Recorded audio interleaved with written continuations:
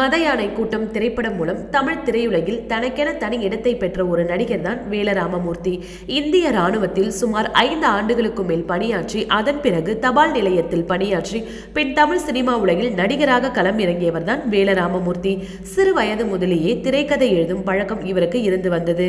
கடந்த 2008ஆம் ஆண்டு வெளியான ஆயுதம் செய்வோம் என்கின்ற திரைப்படத்தில் இவர் ஒரு சிறு கதாபாத்திரம் ஏற்று நடித்திருந்தாலும் கடந்த 2013ஆம் ஆண்டு வெளியான மத யானை கூட்டம் திரைப்படம் இவருக்கு ஒரு நல்ல பெயரை பெற்றுக் கொடுத்தது. அதனைத் தொடர்ந்து கொம்பன், பாயும் புலி, ரஜினி முருகன் மற்றும் சேதுபதி உள்ளிட்ட பல வெற்றி படங்களில் இவர் நடித்திருக்கிறார்.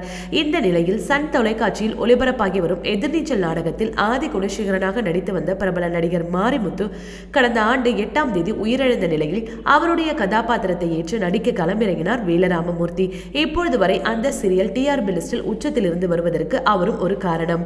இந்த நிலையில் எதிர்நீச்சல் நாடகத்தில் நடிப்பதற்கு அவர் வாங்கும் சம்பளம் குறித்து சில தகவல்கள் ஒன்று வெளியாகியுள்ளது.